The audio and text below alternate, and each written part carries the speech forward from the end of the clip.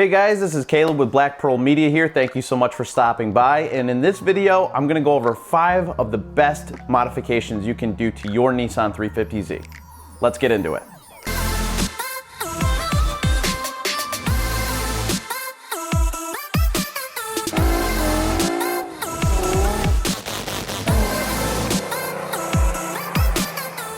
So before we get into the video, just want to introduce myself. If you don't know who I am, my name is Caleb. I've owned a 2008 Nissan 350Z for the last five and a half years.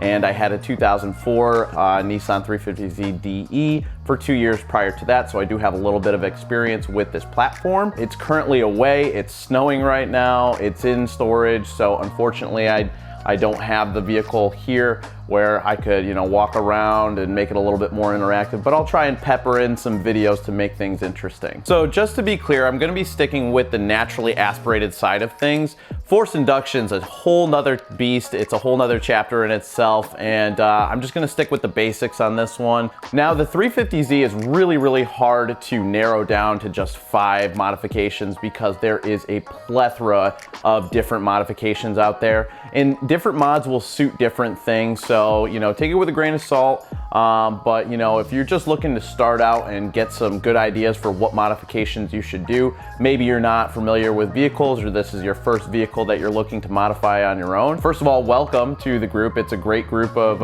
owners, and it's a great platform to be involved with, at least with my biased opinion. But yeah, without further ado, let's get right into the list. Okay, so the first thing on my list is gonna be coilovers. Coilovers is something that I avoided like the plague for like the first 3 years of owning this platform because I was honestly intimidated about coilovers. And people who have been in the game for longer than I have, probably think that's ridiculous. I think it's ridiculous looking back. I think coilovers is probably one of the first modifications I would have done to the car. After I finally bit the bullet and decided to get a set of coilovers for myself and get them installed, I did it with a group of friends. It was a lot of fun. It was a good project. And I saw how good it looked dropped and how good it felt while I was driving. I can't believe I didn't do it sooner. I mean, it is definitely one of the best modifications you can do to the 350Z, in my biased opinion. Rolling into number 2, we're gonna be talking about wheels and tires. So in this category, sky is the limit because there are so many different wheels and tires out there that you guys can pair up, different sizes, different widths, different styles, different uses, drag setups, drift setups, show car setups, autocross setup, whatever the heck these are.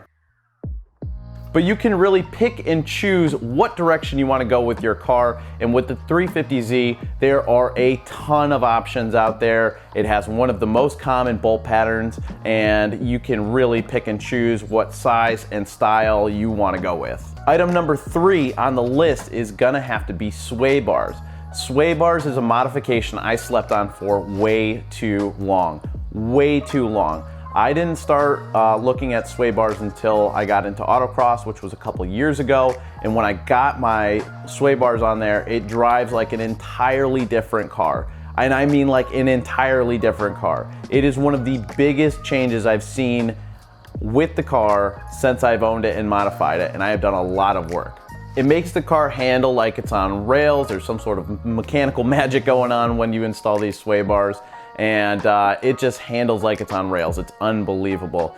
Paired with a nice soft compound tire, lighter wheel, and that coilover drop, in my opinion, hands down, one of the best modifications you can do to the 350Z chassis. Number 4 on the list is a trumpet. I mean exhaust.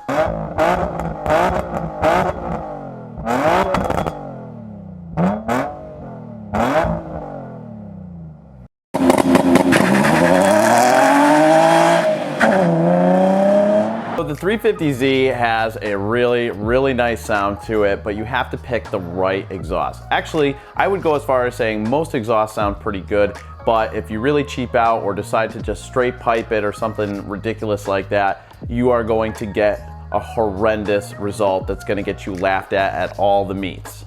The 350Z is already kind of a meme because of the exhaust, but it's all in good fun because there are a ton of really good exhaust options out there to make your car sound very, very good. When you're first getting into exhaust or modifying cars and stuff, you know, the temptation is real to just straight pipe it and, you know, just cut the resonators out, cut the mufflers off, and just weld in straight pipes. And, you know, you might like it at first, but very soon you'll find your eardrums blown and your friends just laughing at you. Go ahead, take the time, save up, spend the money on a decent exhaust, really enjoy the sound of your car. And I think when done properly, the 350Z is easily one of the best sounding modified cars out there. And it's definitely one of the best mods that you can do to your car.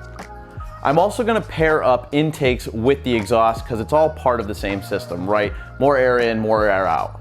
I used to not be a believer that intakes really did very much for your car, but I was exposed to, you know, people who did hot side intakes where, you know, the filter's just right next to the engine. With the 350Z models, there are a ton of options for, you know, 3 to 4 inch intakes that go into the front bumper, and they really do quite a bit.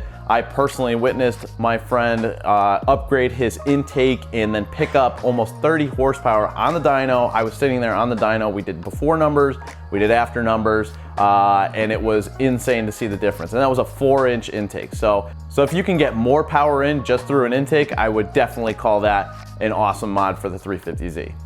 And last but certainly not least is a tune. Like I was just saying, tunes are very, very necessary for peak potential out of this platform. Now you'll see on the internet all day long that, oh, it only picks up 10 horsepower, it only picks up 18 horsepower, it only picks up 12 horsepower, ridiculously low numbers. But with the proper setup, with a good exhaust, test pipes, and a really good intake system, you can pick up, you know, between 10 and 40 horsepower. I would never even dream to say 40 horsepower, but I recently just saw my friend pick up, I think 38 horsepower or something like that, just on bolt-ons. I've seen it with my own 2 eyes, and I'm a believer. The tune does a lot more than just pick up the numbers. So yeah, the numbers are cool and everything, but it just seems like it wakes up the VQ. I felt a response difference immediately, and it was also a really cool experience to you know, see them get it on the dyno and just, you know, correct the numbers, make the car very happy. And I've been tuned for a couple of years now, and it's doing really, really good.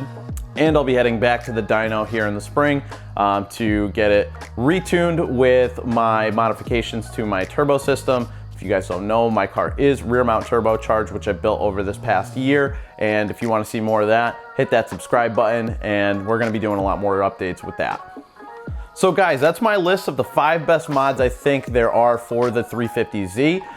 There are a ton of other modifications out there, so I can understand if there's gonna be some debate. I encourage it. Drop what you think is the 5 best modifications for the 350Z in your opinion. And while you're down there, hit the subscribe button, like the video, comment, and I will see you on the next one.